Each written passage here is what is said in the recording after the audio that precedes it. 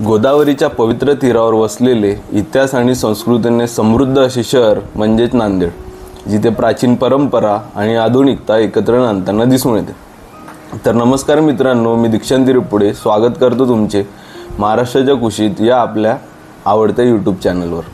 आज आपण महाराष्ट्राच्या ऐतिहासिक आणि सांस्कृतिक दृष्टिकोनातून अत्यंत महत्त्वाच्या अशा नांदेड जिल्ह्याच्या प्रवासाला सुरुवात करणार आहोत। चला तर मग आपण या जिल्ह्याच्या समृद्ध इतिहास, संस्कृती आणि पर्यटन स्थळांबद्दल संपूर्ण माहिती बघूया। त्यामुळे शेवटपर्यंत हा व्हिडिओ नक्की बघा, छान व्हिडिओ आहे। नांदेड जिल्हा म्हटलं की आपल्या डोळ्यासमोर एका क्षणात गुरुद्वारा येते आणि गुरुद्वाराची भव्यता, तेथील पवित्र वातावरण आपल्या मनात एक घर करू लागतं। पण फक्त गुरुद्वारा हीच नांदेड जिल्ह्याची ओळख आहे का? तर नाही। या शहरात पवित्र असे गुरुद्वारा तर आहेतच, पण याचबरोबर या जिल्ह्याचं वेगळं असं भरपूर काही आहे। या जिल्ह्याचा इतिहास, त्याची जडणघडण हे सगळं काही मोठं रंजक आहे। या सर्व गोष्टी आपण या स्पेशल स्टोरीज जाणून घेऊयात। तर मित्रांनो, तुम्हाला कदाचित एक प्रश्न पडला असेल की नांदेडला नांदेडच का बरं म्हणतात? तर मित्रांनो, नांदेड या नावामागची एक रोचक कथा आहे। नंदी तट या शब्दापासून नांदेड हे नाव उद्भवले आहे। नंदी म्हणजे भगवान शंकराचे वाहन आणि तट म्हणजे नदीचा काठ। अशी एक आख्यायिका सांगली जाते की नंदीने गोदावरी नदीच्या काठावर तपश्चर्या केली होती आणि त्यावरून या स्थळाचे नाव नांदेड पडले। नांदेड जिल्ह्याला प्रामुख्याने हुजूर साहेब नांदेड या नावाने भारतभर ओळखले जाते। इतिहासाच्या दृष्टीने नांदेडचे महत्त्व प्राचीन काळापासूनच आहे। इसवी सन पूर्व 4थ्या आणि 5व्या शतकात येथे नंदा राजवंशाचे राज्य होते। पुढे सातवाहन, राष्ट्रकूट, बहामनी, निजाम अशा विविध राजवटींचे येथे राज्य राहिले आहे।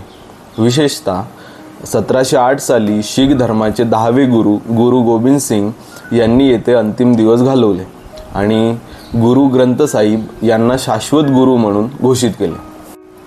परभणी, हिंगोली, औरंगाबाद या जिल्ह्याप्रमाणेच नांदेड या जिल्ह्यावर सुद्धा निजामांचे राज्य होते। नांदेड जिल्हा 1725 मध्ये हैदराबाद संस्थानाचा एक भाग झाला। नंतर 1947 साली संपूर्ण देशाला स्वातंत्र्य मिळाले। मात्र हैदराबाद संस्थानाने भारतात विलीन होण्यास नकार दिल्यामुळे नांदेड 1947 नंतरही भारतात सामील झालेले नव्हते।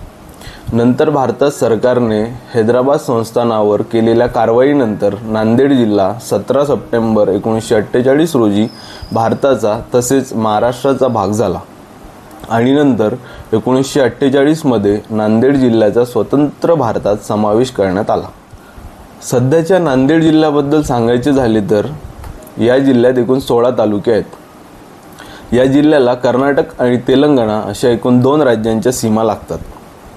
नांदेड जिल्ह्याच्या माध्यमातून 2 राज्यात प्रवेश करता येत असल्यामुळे या जिल्ह्याला मोठे महत्त्व प्राप्त झाले। नांदेड जिल्ह्याचे एकूण क्षेत्र 10,528 चौरस किलोमीटर आहे। या जिल्ह्यामध्ये पुरुष साक्षरतेचे प्रमाण 84.27% तर स्त्री साक्षरतेचे प्रमाण 66.15% आहे। नांदेड जिल्ह्यातील तालुक्यांमध्ये नांदेड, अर्धपूर, भोकर, मुदखेड, बिलोली, नायगाव, देगलूर, मुखेड, धर्माबाद, उमरी, हेडगाव, हिमायतनगर, कांधार, लोहा, किनवत आणि मुहूर यांचा समावेश आहे। त्यानंतर माहूरगड। नांदेड जिल्ह्यातील माहूर हे एक पवित्र धार्मिक स्थळ आहे। येथे रेणुका देवीचे मंदिर आहे, जे 3.5 शक्तिपीठांपैकी एक मानले जाते। या मंदिराच्या आसपास माहूरगड किल्ला आहे, ज्याचा इतिहास राष्ट्रकूट काळापर्यंत जातो। नंतर आहे नांदेडचा किल्ला। गोदावरी नदीच्या काठावर वसलेला हा किल्ला मोहम्मद बिन तुगलक यांनी 14व्या शतकात बांधला होता। आज या किल्ल्याचे अवशेष पर्यटकांना इतिहासाची साक्ष देतात।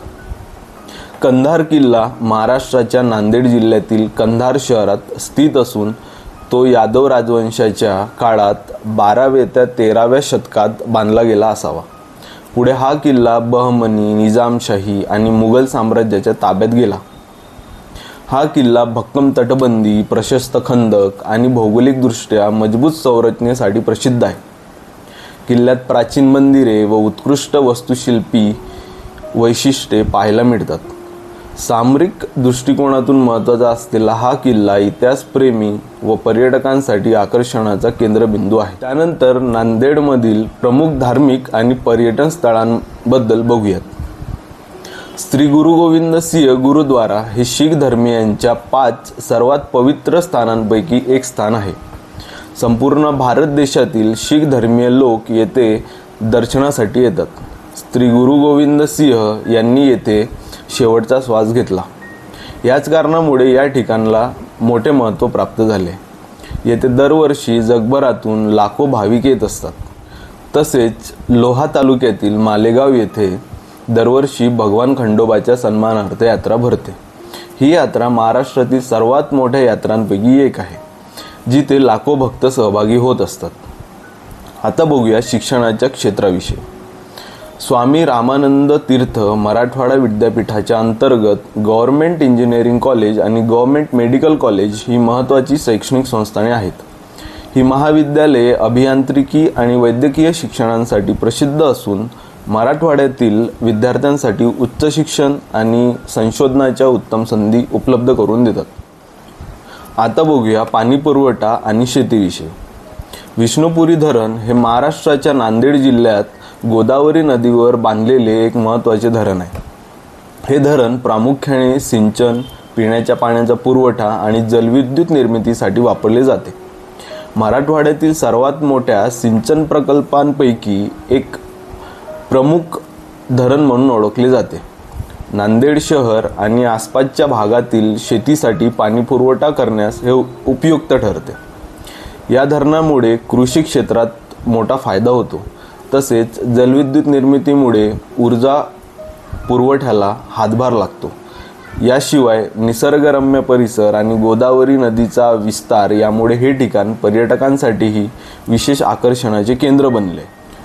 तर मित्रांनो, नांदेडचे भौगोलिक स्थान आणि संस्कृतीविषयी बोलायचे झाले तर नांदेड जिल्हा महाराष्ट्राच्या पूर्व भागात स्थित आहे आणि गोदावरी नदीने सिंचित आहे. जिल्ह्याच्या उत्तरेला यवतमाळ, पश्चिमेला परभणी आणि हिंगोली, तर पूर्वेला तेलंगणा राज्याची सीमा आहे. येथे मराठी भाषिक लोकसंख्या अधिक असून विविध संस्कृतीचे मिश्रण आढळते. नांदेड जिल्ह्यात प्रामुख्याने आपल्याला कापूस, केळी, सोयाबीन, अद्रक, ऊस, आंबे, द्राक्षे आणि पपई यांची लागवड केलेली दिसून येते. तर मित्रांनो, नांदेड जिल्हा हा इतिहास, संस्कृती, धार्मिकता आणि आधुनिकतेचे एक सुंदर मिश्रण आहे. येथे प्राचीन मंदिरे, किल्ले, गुरुद्वारे आणि नैसर्गिक सौंदर्य एकत्रित पाहायला मिळते. तर मित्रांनो, तुम्हाला व्हिडिओ कसा वाटला हे आम्हाला कमेंट बॉक्समध्ये नक्की कळवा. व्हिडिओ आवडला असेल तर लाईक, कमेंट आणि सबस्क्राईब नक्की करा. जय हिंद, जय महाराष्ट्र. धन्यवाद.